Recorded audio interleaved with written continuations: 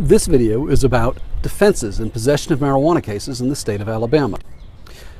I did a previous video where I talked about three brothers, Fred, Ned, and Ted, and I talked about the different kinds of marijuana charges that they could be facing based on slightly different tweaks in their fact pattern. Each one of them was pulled over separately by a Deputy Fife, and Deputy Fife found in each car an ashtray with a marijuana joint.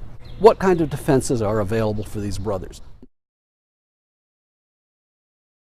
Let's say that Deputy Fife pulls over these brothers and he says, "Oh, I pulled them over because I know that Ned, Ted, and Fred, those guys, they're always up to something. I figured if I see them, they're doing something wrong, so I pulled them over." And believe it or not, I've had officers who said pretty much that in court. Well, that's not a legitimate basis to pull somebody over. And just about every judge would say, well, you can't do that. And the case would be thrown out if he didn't have a legitimate basis for stopping them. But now let's say that all three brothers forgot to turn on their signal, and Deputy Fife was legitimate in pulling them over. If he writes them a ticket and they sign the ticket and there's nothing more, that should be the end of the story. And so if that's all it was and he just searched because he felt like searching, that's not enough for Deputy Fife, and again, the case could be potentially thrown out. But let's say there is something more that gives Deputy Fife some reasonable suspicion that there's some sort of criminal activity afoot. Most common thing we see is the officer will say, "Is that weed I smell?" So let's say that we get to that point. There's a question as to whether or not that's sufficient, but probably for most judges they're going to say, hey, that and whatever other factors the deputy says. Usually the deputy will say things like, well, they were nervous, or I saw them reaching towards the ashtray, or whatever. So let's assume, for the sake of argument, that the stop and the further detention and the discovery of the marijuana was legal. Is there still more that can be done to defend these brothers? There is. Were the brothers the only people in the car? To prove a marijuana case, and was it their car? To prove a marijuana case, the state has to prove not only that the person was in possession, but that they were in knowing possession. To give an example, I remember when I was a high school kid riding around in a car. I had a date, and the girl had cocaine, and she offered me some. I didn't take it, but I was too stupid at that time to realize that if we'd gotten pulled over, I could have been charged with possession of cocaine, because what happens often is somebody throws it, cop says, "Who's in it?" Everybody goes, "I've never seen it before in my life."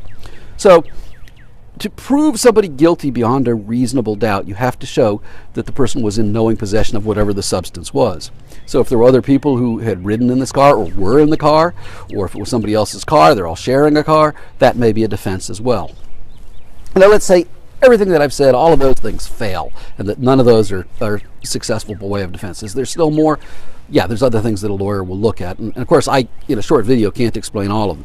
One of the things is that Alabama law says that a law enforcement officer, if sufficiently qualified, can testify that the substance is, in fact, marijuana. I don't like that law, but we're stuck with it. So one of the battlegrounds that comes up in these cases sometimes is, well, gee, is that officer sufficiently qualified? Can he really say that it is weed? And I'm not going to go through a full cross-examination here, but the lawyer would cross-examine that officer and ask things like, what's your experience? Are you a botanist? Are you a chemist? Did you submit it to chemical tests? Have you ever smoked marijuana? How do you know it's marijuana? Isn't what makes marijuana the THC? You didn't test it to see if it was THC. In fact, a marijuana has, whatever, 5 leaves, and what you found was some dried material. You didn't even put it under a microscope to see if it had cellular walls. You didn't look at it to see if there was any DNA. All you know is you found some sort of dried material. Is that going to be good enough for a judge or a jury if it's a jury case? Depends on who you got.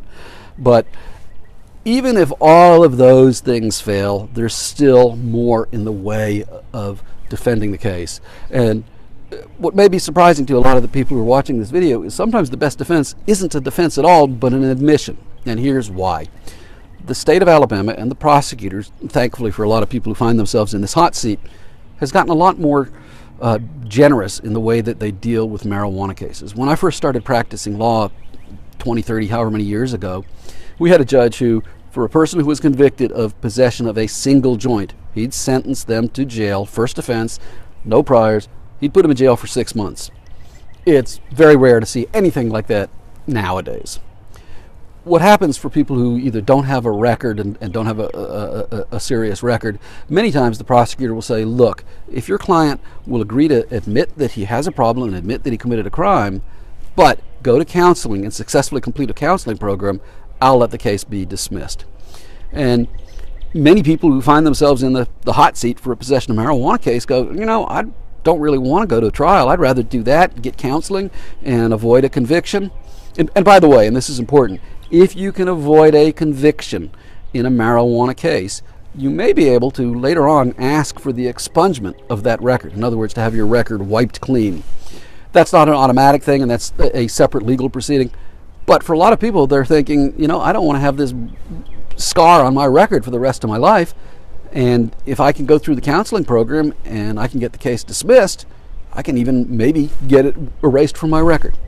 At any rate, if you or somebody you love is accused of possession of marijuana, you need to talk to a lawyer, and if you're smart, you're going to do it as quickly as possible.